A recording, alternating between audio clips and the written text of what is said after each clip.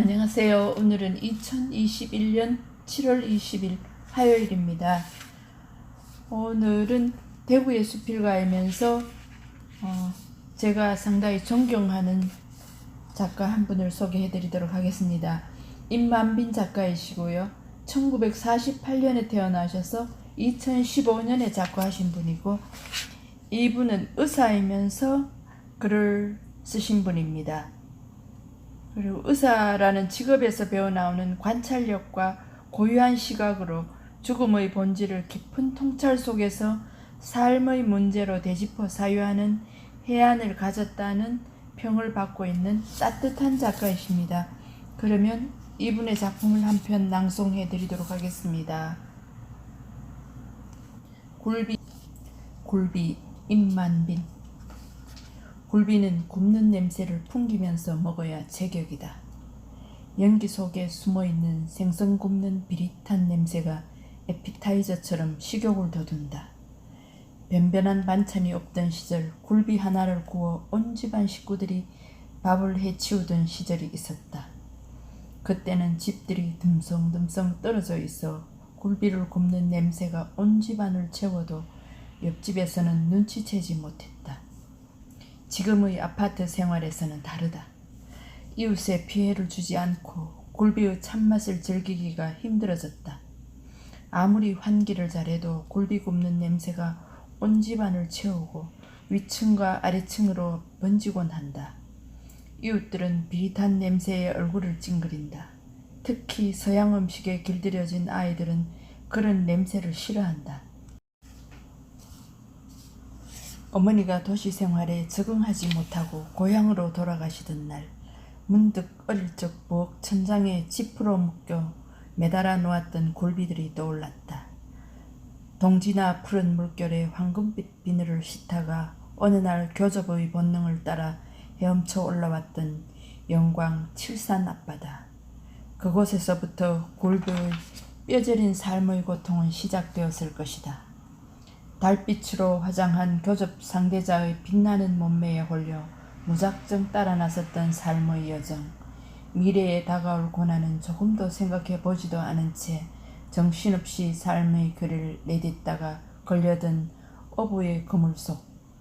갈무리 중 몸을 파고들어 한없이 조이는 소금의 짠맛.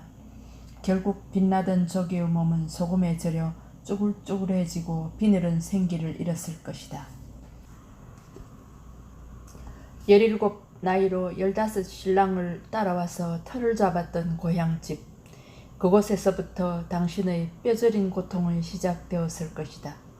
삶이라는 그물에 걸려 여리고 맑고 흰 피부는 소금물보다 더 짠 삶의 각박함에 절어 점점 검고 투박하고 주름이 생기고, 그리고 주름의 고른 세월에 따라 자꾸만 깊어갔을 것이다. 땀에 젖은 배적삼에서 맡은 비릿하기도 하고 약간 역겹기도 한 소금에 절인 듯한 삶의 냄새가 점점 당신의 몸에 배어갔을 것이다.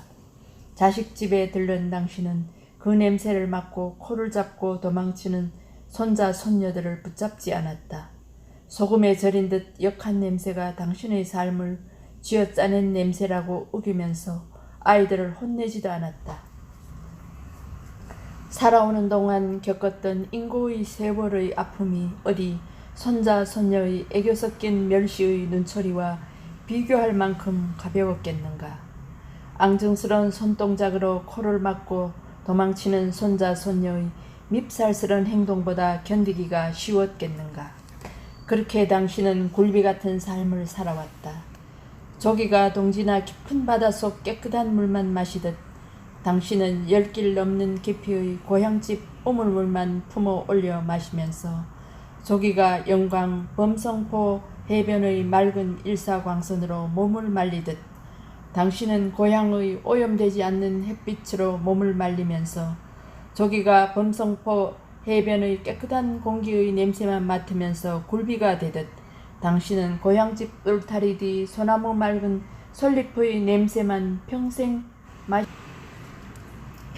마시면서 살아온 것이다. 아내가 선풍기를 틀어놓고 굴비를 굽고 있다. 이웃에게는 미안해도 굴비 굽는 냄새가 최대한 창밖으로 빠져나가도록 하려는 것이다. 아이들은 모두 성장해서 집을 떠나서 집안에는 아내와 나뿐이다. 저녁 밥상을 가운데 두고 서로 마주 앉았다. 밥상 위 접시 위에는 노릇노릇하게 구운 굴비가 단정하게 놓여있다. 한참 동안 물끄러미 굴비를 바라보다가 젓가락으로 뱃가죽을 들치고 뱃속을 들여다보았다. 내장이 고스란히 제자리에 깨끗하게 정리되어 있다. 동지나 바닷속 해맑은 먹이만 삼키고 깨끗한 해풍만 들이마신 듯 내장도 깨끗하고 폐도 맑다. 껍질을 들어올리니 햅쌀 밥알 같은 하얀 근육살이 골을 이뤄 나타난다. 젓가락으로 살점 하나를 집어 입에 넣는다. 약간 짜고 담백한 맛이 혀끝에 감긴다. 씹으니 쫄깃하다.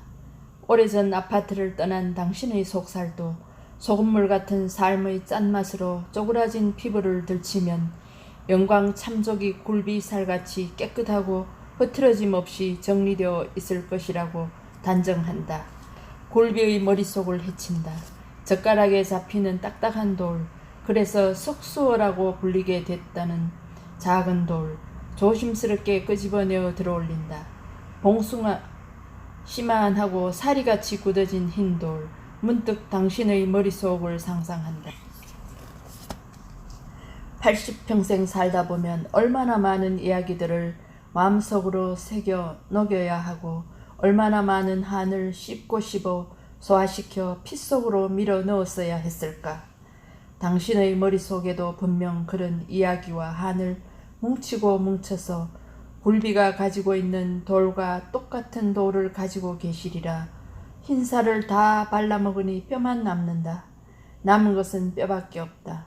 물끄러미 뼈를 바라본다. 아직 코끝에는 굴비를 구운 냄새가 남아있다.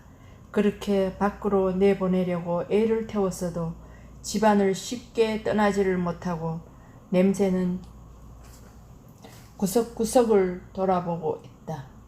어머니가 아파트인 우리 집을 마지막 떠나던 날 이 방 저 방을 돌려보던 모습을 기억한다.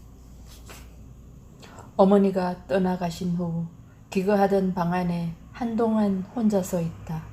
소금에 절인 듯한 땀에 젖은 배적삼에서 나던 냄새가 계속 코끝으로 스며든다. 굴비를 구운 냄새처럼 훌쩍 떠나지 못하고 한동안 이 방 저 방을 헤매고 있는 듯도 했다. 눈물을 찔끔거린다. 네, 오늘도 행복한 하루 되십시오. 임만빈 수필집 나는 엉덩이를 좋아한다 중에서 한 편 읽어드렸습니다. 고맙습니다.